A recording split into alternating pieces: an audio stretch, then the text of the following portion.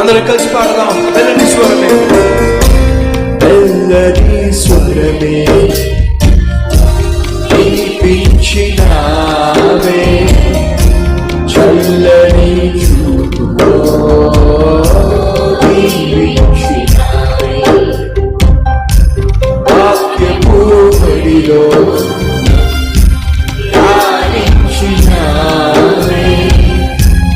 ఆత్మీయ బడిలో నడిపించినావే. మెల్లటి స్వరమే వినిపించినావే, చల్లని చూపుతో దీవించినావే,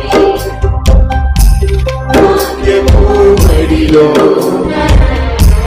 రాణించినావే, ఆత్మీయ బడిలో నడిపించినావే. నీ మెల్లని స్వరమే చల్లని చూపే నాకు 10,000. నీ మెల్లని స్వరమే చల్లని చూపే నాకు శుభాగ్యమయ. నీ మెల్లని స్వరమే చల్లని చూపే నాకు 10,000. నీ మెల్లని స్వరమే చల్లని చూపే నాకు శుభాగ్యమయ. మెల్లని స్వరమే వినిపించినావే, చల్లని చూపుతో దీవించినావే.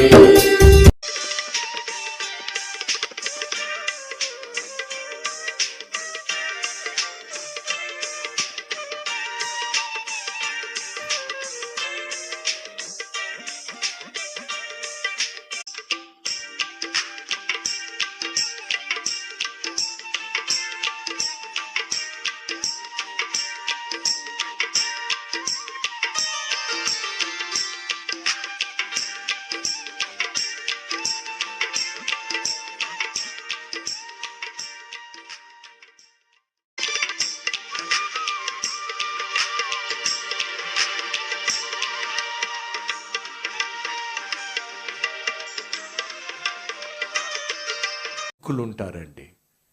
ఎన్ని శ్రమలు వచ్చినా మార్పు రాదు, ఎన్ని రోగాలు వచ్చినా మార్పు రాదు, ఎన్ని ఆర్థిక సమస్యలు వచ్చినా మార్పు రాదు, ఎన్ని అవమానాలు వచ్చినా మార్పు రాదు, ఎంతమంది ఛీ అన్నా మార్పు రాదు. ఉన్నారా మన మధ్య ఎవరైనా? నువ్వు చేస్తున్న పాపిష్టి పనులు చూసి చూసి చూసి విసిగిపోయిన దేవుడు నీ శరీరంలో రకరకాల వ్యాధులు పెట్టి, రకరకాల నొప్పులు పెట్టి, రకరకాల బాధలు పెట్టి, నువ్వు కూర్చోలేక, నిలబడలేక, పడుకోలేక, తినలేక, తినది అరగలేక, నువ్వు అన్ని విధాల నలిగిపోతూ ఉంటావే కానీ ప్రభువుకు ప్రార్థన చేయవే. ఉద్యోగం కోసం ఎన్ని ప్రయత్నాలు చేసినా, కాళ్ళు చెప్పులు అరిగిపోయే విధంగా పట్టణం మొత్తం తిరుగుతావు కానీ నీ జీవితానికి ఆధారమైనటువంటి దేవుని వైపుకు తిరగవే. యెహోవా ఇల్లు కాపాడని అలా కాపాడు వాడి మెలకువగా ఉండటం వ్యర్థమే. యెహోవా ఇల్లు కట్టించని ఎడల ఆ ఇల్లు కట్టేవాడి యొక్క ప్రయాస వ్యర్థమే. యెహోవా ఉద్యోగము నాకు ఇవ్వని ఎడల ఉద్యోగ ప్రయత్నాలు నేను చేసిన ఉద్యోగం రావడము వ్యర్థమే. ఉద్యోగం రావడము కలే. ప్రభువా, నా ప్రయత్నాలను, నా పనిని దీవించువాడవు నువ్వే నాయన. ఉద్యోగం నువ్వు ఇస్తే నాకు వస్తుంది, నువ్వు ఇవ్వకపోతే అనాథగా మిగిలిపోతా. నా జీవితము, నా భవిష్యత్తు నీ చేతిలో ఉందయ్యా. ప్రార్థన చేయవే, మోకాల మీద పడవే. నీ జీవితంలో అపజయము తర్వాత అపజయం. నువ్వు ఏది పట్టుకుంటే అది నాశనం. నీ పనిలో విజయం లేదు, నువ్వు చేసే ప్రయత్నాల్లో విజయం లేదు, నువ్వు పెట్టే పెట్టుబడిలో విజయం లేదు, నీ వ్యాపారంలో విజయం లేదు. నీ జీవితంలో విజయము అనే పదానికి అడ్రస్ లేదు. ఎక్కడ చూసినా ఓటమి, ఎక్కడికి వెళ్ళినా అవమానం. అయినా బుద్ధి తెచ్చుకోవే. నేను దేవునికి వ్యతిరేకంగా జీవిస్తున్నా, దేవునికి దూరంగా జీవిస్తున్నా, దేవునికి ఇష్టం లేని పనులు చేస్తున్నా, నా ఇష్టం వచ్చినట్టుగా నేను చేస్తున్నా. ఫలితంగా ఈరోజు ఏమీ సాధించలేక, ఇంటిలో ఉన్న వారిని పోషించలేక, పిల్లలను చదివించలేక, వారి ఫీజులు కట్టలేక, వారి పెళ్ళిళ్ళు చేయలేక, బాధ్యత కలిగిన భర్తగా ఉండలేక, బాధ్యత కలిగిన తండ్రిగా నా బాధ్యతలు నిర్వర్తించలేక నేను ఈరోజు చేతగాని వాడిగా మిగిలిపోయానే.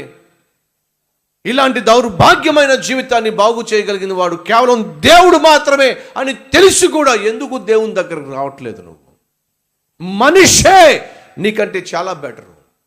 55 సంవత్సరాలు తను ఇష్టం వచ్చినట్టుగా జీవించిన, తను శ్రమల గుండా, సంకెళ్ళ గుండా, కన్నీళ్ల గుండా వెళ్ళినప్పుడు దేవుణ్ణి జ్ఞాపకం చేసుకున్నాడు, దేవుని పాదాలు పట్టుకున్నాడు, ప్రాధేయపడ్డాడు, కన్నీళ్లు మున్నీళ్ళ ఏడ్చాడు. దేవుడు కరిగిపోయాడు. తన అపజయం నుండి, తన ఆకలి మంటల నుండి, ఆ అగాధము నుండి, ఆ ఆక్రందన నుండి, అడ్రస్ లేని ఆ జీవితం నుండి దేవుడు ఏం చేశాడో తెలుసా? మరలా అధికారాన్ని తిరిగిచ్చాడు. మనిషి బెటర్ కాదంటారా? మనిషి నీకంటే బెటర్ కాదా? ఎంతకాలమైంది నువ్వు కన్నీళ్లు గార్చి? ఎంతకాలమైంది నీ మోకాల మీద పడే? నీ జీవితంలో సుఖం లేదు, సంతోషం లేదు, సౌఖ్యం లేదు, సమాధానం లేదు. అలాంటి జీవితం జీవిస్తున్న నువ్వు నీకు సుఖాన్ని, సౌఖ్యాన్ని, సంతోషాన్ని, సర్వ ఆశీర్వాదాలను ఇవ్వగలిగిన సర్వశక్తుడైన దేవుణ్ణి సన్నిధిలో మోకరించి ఎంతకాలమైంది? ప్రార్థించి ఎంతకాలమైంది? నీకంటే మనిషే బెటర్ కాదు? నీలాగా మనిషి ప్రతి ఆదివారం దేవుని మందిరానికి రాలా, నీలాగా ప్రతి ఆదివారం దేవుని సందులో వాక్యాన్ని వినలా. అలాంటి వాడే శ్రమ వచ్చినప్పుడు మోకాల మీద పడి దేవుని యొక్క దర్శనాన్ని పొందుకోగలిగాడు, దేవుని యొక్క స్వరాన్ని వినగలిగాడు, దేవుని యొక్క క్షమాపణ పొందుకోగలిగాడు. అంతేకాదండి, తను పోగొట్టుకున్నదంతా తిరిగి పొందుకోగలిగాడు. మరి నీ సంగతి ఏమిటి? ఈరోజు కూడా నీలో మార్పు లేదు. ఈరోజు కూడా నువ్వు పశ్చాత్తాపడినటువంటి సందర్భం లేదు. ఈరోజు కూడా నీ జీవితంలో నువ్వు ఎదుర్కొంటున్నటువంటి కష్టాలను బట్టి, నష్టాలను బట్టి, ఇరుకు ఇబ్బందులను బట్టి మోకాల మీద పడి ఏడ్చిన సందర్భం లేదు. నీకంటే మనిషే బెటర్ కాదు? ఒక్కసారి ఆలోచించు.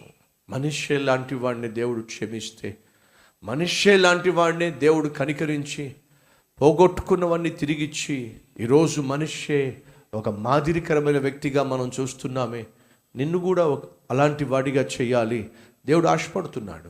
నువ్వు ఎంత పాపిష్టి వాడివైనా, నువ్వు ఎంత పాపిష్టి దానివైనా, నువ్వు ఎంత విచ్చలవిడిగా జీవించినా, నువ్వు ఎంత తుచ్చమైన పనులు చేసినా, ఎంత రొచ్చులో జీవించినా, ఆ దేవుడు నిన్ను క్షమించాలని ఆశపడుతున్నాడు.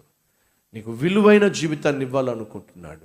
క్షేమకరమైనటువంటి స్థానంలో నిన్ను నిలబెట్టాలనుకుంటున్నాడు. 10 మందికి పడే వ్యక్తిగా నిన్ను మార్చాలనుకుంటున్నాడు.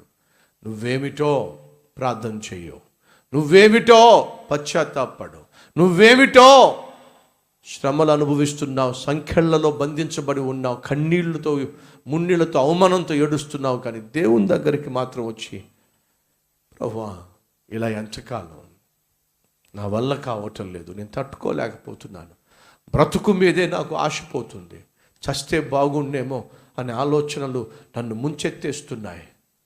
ఈరోజు నాకు ఒక సత్యం అర్థమైంది.